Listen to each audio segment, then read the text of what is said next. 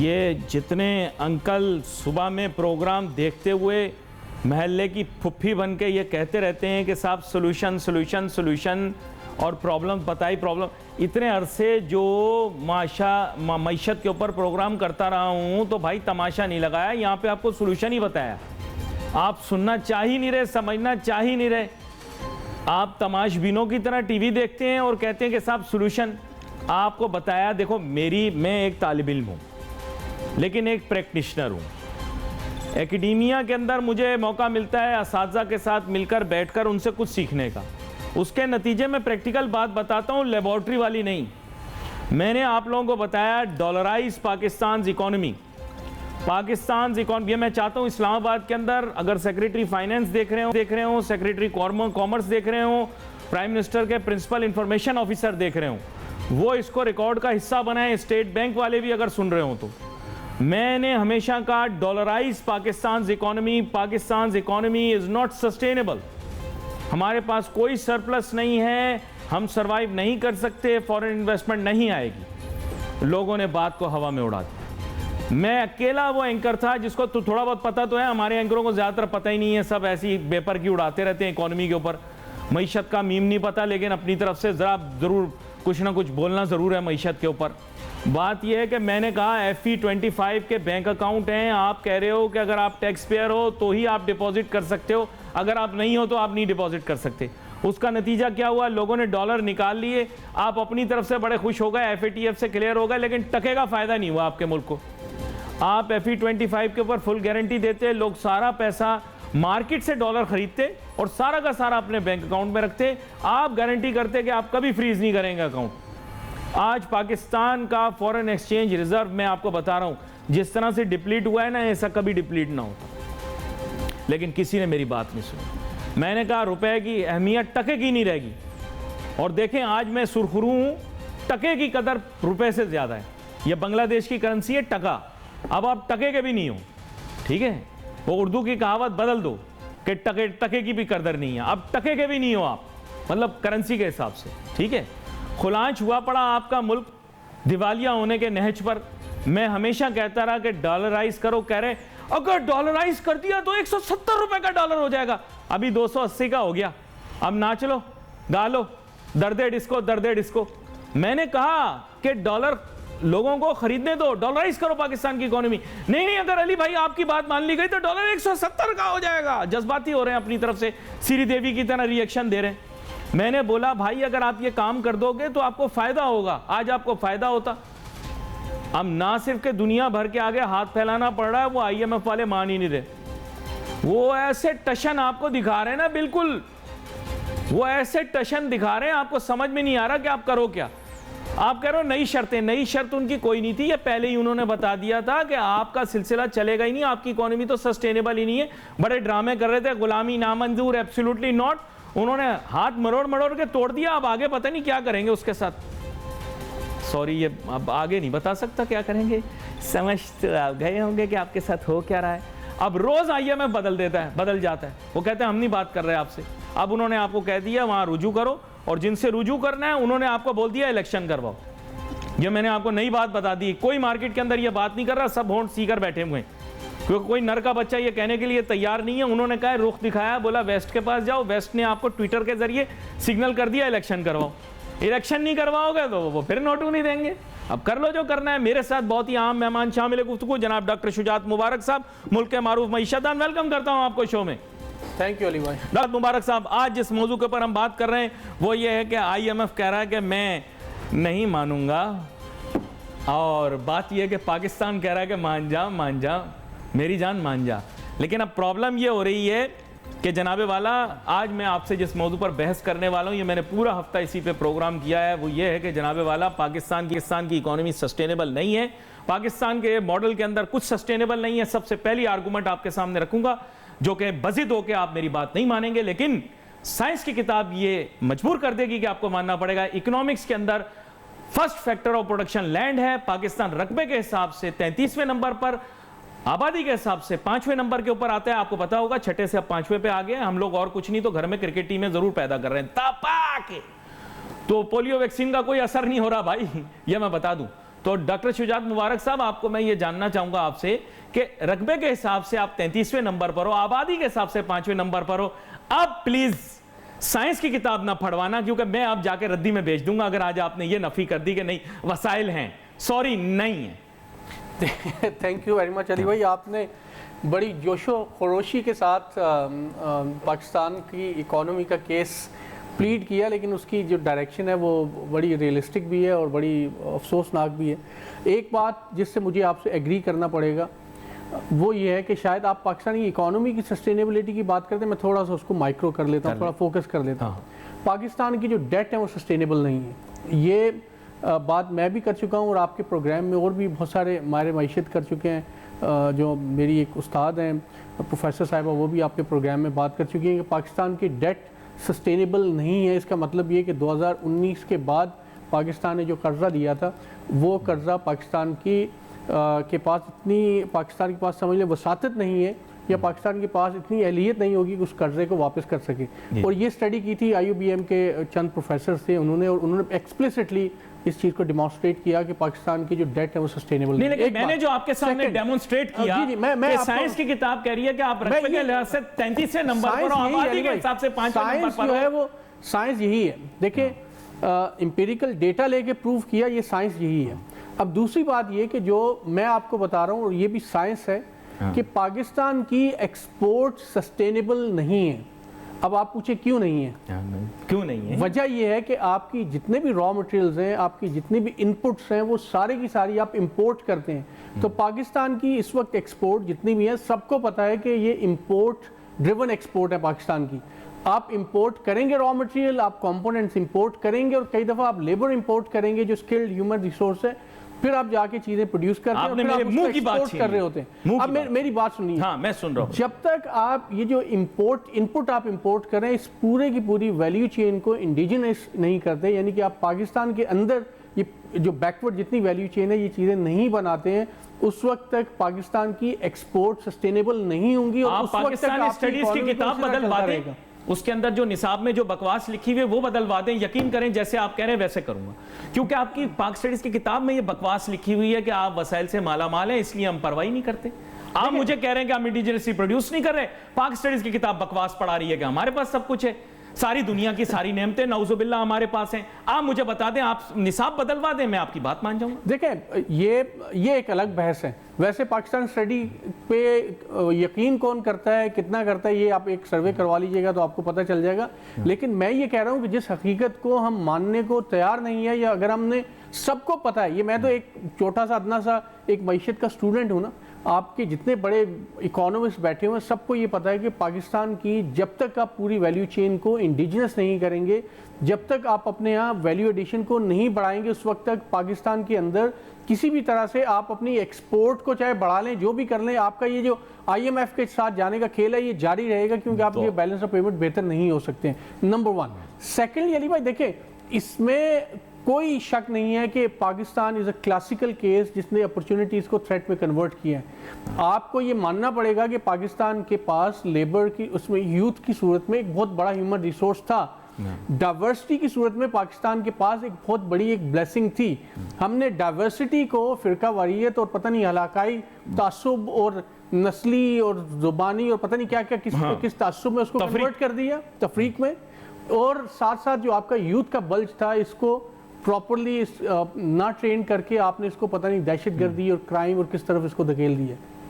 शुजात मुबारक साहब, आपने मईशत के 2 जुज़ तो गिनवा दिए, अब तीसरा जुज़ ही रह गया। आपने बड़ी वजाहत के साथ ये कह दिया कि पाकिस्तान की डेट जो है वो सस्टेनेबल नहीं है। इसके माने ये हैं कि पाकिस्तान, जो मैं समझ पाया हूँ, इसके माने ये हैं कि आपने इशारा कर दिया फिस्कल डेफिसिट भी इसके अंदर आ गया, मुख्तलिफ चीज़ें आ गई, हुकूमती अखराजात आ गए, गवर्नमेंट एक्सपेंडिचर आ गया, बहुत सारी चीज़ें आ गई, बोरोइंग लैंडिंग आ गई, प्राइवेट आ गई, लोकल आ गई, इंटरनेशनल आ गई। आपने कह दिया डेट सस्टेनेबल नहीं, कहानी ख़त्म हो गई।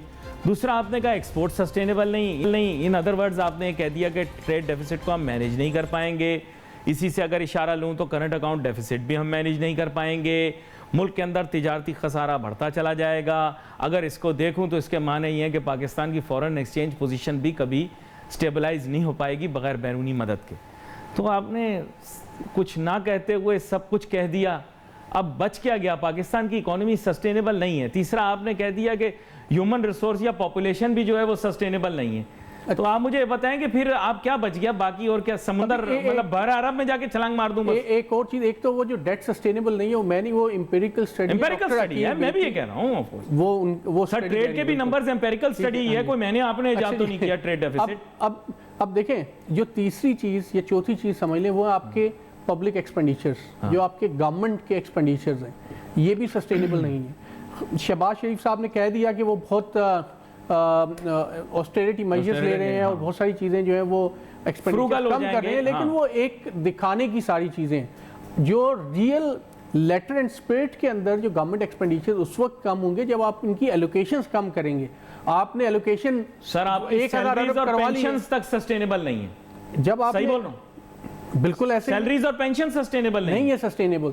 तो इसका मतलब ये कि ये जो हम अनसस्टेनेबिलिटी का एक हुजूम, जिसमें आपके डेट अनसस्टेनेबल, जिसमें आपका पॉपुलेशन बल्ज अनसस्टेनेबल, आपके बढ़ते हुए जो सोशल इश्यूज हैं वो unsustainable, inflation unsustainable, debts unsustainable, तो इसका मतलब ये कि आपको कोई ऐसा पॉइंट ढूंढना है कि इस तूफान के आगे ये जो इतना बड़ी ये जा रहा है ये चीज़ें, इसके आगे को बंद तो बांधना पड़ेगा ना।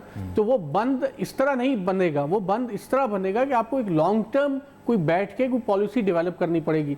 अफसोस ये है कि देखें, आप कुछ कर रहे हैं नहीं कर रहे, इकोनॉमी बेहतर हो रही है या नहीं हो रही, लेकिन कम से कम आपके जो एक्शन है वो तो क्लियर होने चाहिए। आपके एक्शन तो ये होने चाहिए कि ठीक है हम कोशिश कर रहे हैं लेकिन चीज़ें संभल नहीं रही हैं। आपका वज़ीर ख़जाना डायरेक्टली IMF को धमकी दे रहे हैं। भाई IMF को आप धमकी दे के पाकिस्तान का केस और ख़राब कर रहे हैं। पहले धमकी दी, फिर अब कह रहे हैं कि IMF नहीं देता तो ना दे। आपके पास अल्टरनेटिव ऑप्शन है क्या?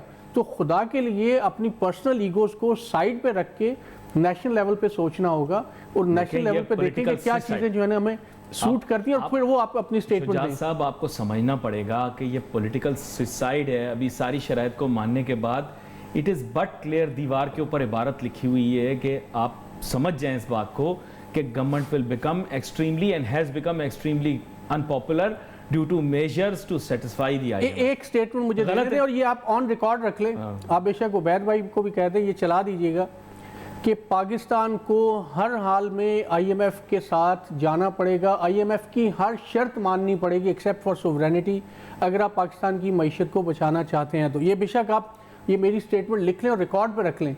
अगर पाकिस्तान IMF के पास नहीं जाएगा तो आपके बहुत सारे मुल्क, मैं एक आपका दोस्त जाना पड़ेगा, आपकी डील होने वाली है। दूसरे मुल्क के लिए $5 बिलियन का उन्होंने फौरन डिपॉजिट दे दिया और आपके लिए वो कह रहे हैं कि आप पहले IMF से एग्री करें।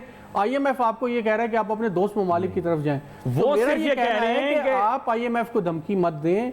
IMF ने जो चीज़ें कही हैं आप उनको किसी भी तरीके से कुछ करने के बाद कुछ नेगोशिएशन करें, कुछ उन पे अमल करें और ये एग्रीमेंट को आगे बढ़ाएं। डॉक्टर शुजात मुबारक साहब, वेस्ट आपको सबक सिखा रहा है कि आप अपनी औकात भूल गए थे, अपनी औकात में आ जाएं। सच में आपको बता रहा हूँ, ये सारी सज़ा इसलिए मिल रही है क्योंकि पाकिस्तानी अपने कपड़ों से बाहर फैल के निकल आए थे।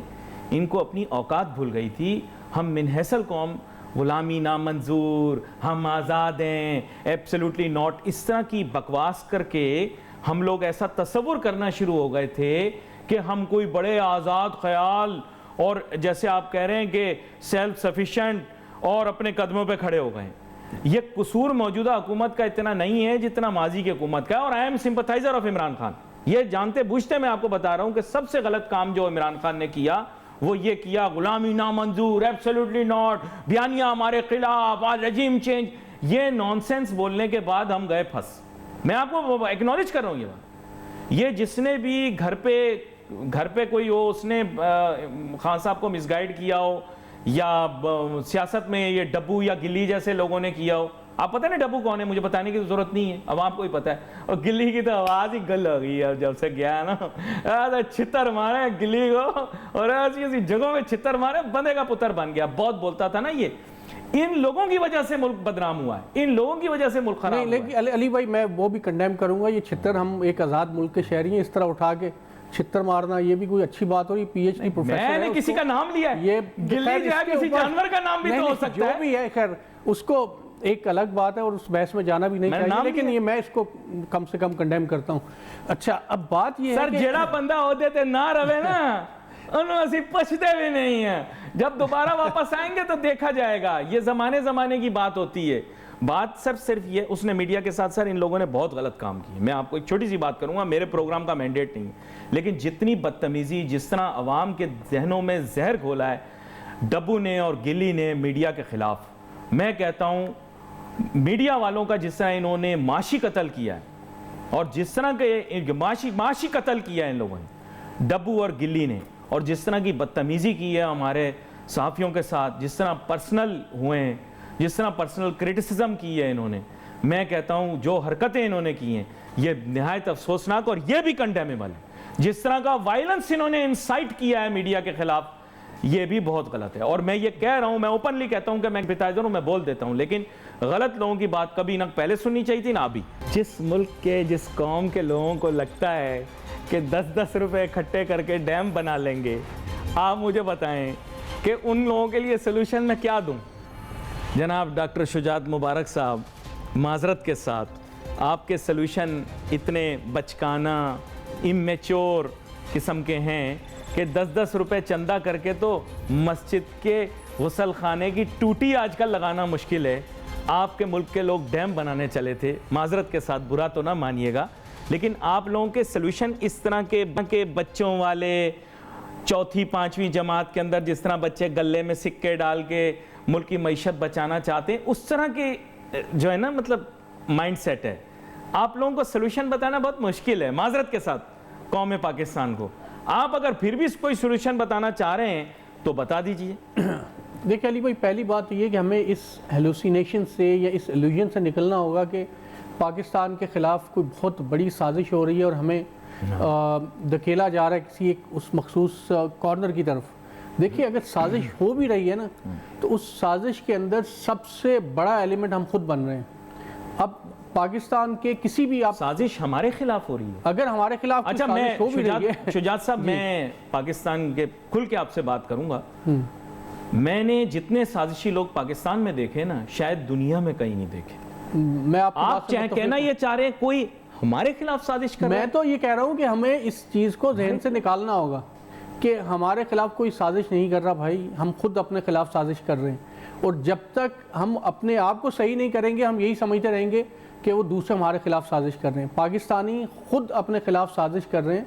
और आज ये भी रमज़ान आ रहा है, आप जाके देख लीजिएगा, आपके रिपोर्टर जाएंगे, जो आम फ्रूट के रेट, आप खजूरों के रेट, बेसन के रेट और जो बाकी जितनी चीज़ें हैं, जो आप गांव मोहल्ले में चले जाएं, वहाँ पे जहाँ पे कोई आपको लीगल रेगुलेट करने वाला प्राइस वाली कोई अथॉरिटी नहीं है, 300-300, 400-400, 500-500 गुना आप प्रॉफिट जो है वो कमा रहे हैं। तो ये कौन साजिश कर रहा है? पाकिस्तानी अपने खिलाफ खुद साजिश कर रहे हैं और उसी साजिश के चक्कर में एक दूसरे का नुकसान कर रहे हैं, एक दूसरे का गला काट रहे हैं। पहली बात।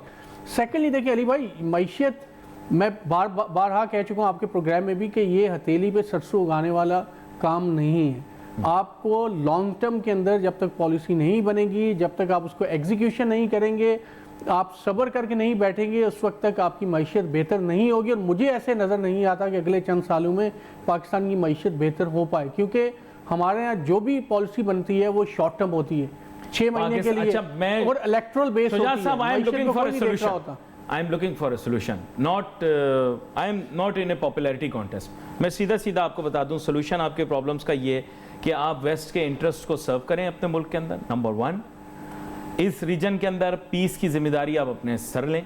आपका डिफेंस अपरेटस जो है वो ना सिर्फ के रीजनल पीस के लिए वर्क करे, बल्कि जो सिक्योरिटी सिचुएशन मिडल ईस्ट की बन रही है उसके अंदर अपना रोल प्ले करे, i.e. Boots on ground on the Arabian soil. अगर आप ये करेंगे तो आप सस्टेन कर सकते हैं, क्योंकि उसके एवज में आपको पैसे मिलेंगे और माजी में आपने उनके इंटरेस्ट को सर्व किया है। तो आपकी जो फास्टेस्ट इकोनॉमिक ग्रोथ हमने देखी है मुशर्रफ के दौर में देखी है, जब इस दुनिया में नहीं रहे, लेकिन उनके दौर में हमें नोटू किस बात का मिला है आप भी जानते हैं और मैं भी जानता हूँ। माशी लेकिन अली भाई ये हमारे यहाँ मुशर्रफ के दौर में माशी तरक्की हुई है, पैसा मिला है उनकी मुलाजमत करने का। ये ग्रोथ पायदार नहीं होगी।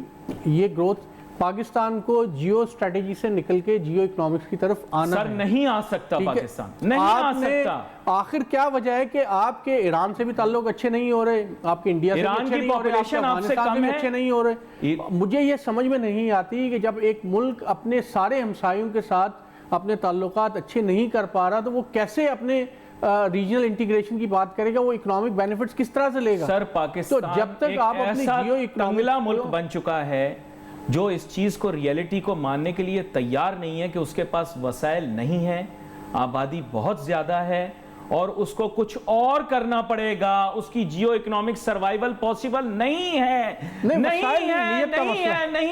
है वसाइल नहीं, नीयत का मसला है सर। फिर वसाइल का मैं आपको साइंटिफिकली प्रूव कर चुका हूं कि हम 33वें नंबर पर आते हैं। आप ये कह रहे हैं कि first factor of production land को मैं भूल जाऊं, उसको मैं कूड़े में डाल दूं, यानी यूनाइटेड स्टेट्स मुल्क का दुनिया का अमीर नहीं, वो फिर जापान जो है ना, वो जापान सिंगापुर, तो वो तो फिर सिंगापुर तो एक दलदल थी, वो कैसे दुनिया सर जापान की जापान की एक और तारीख है।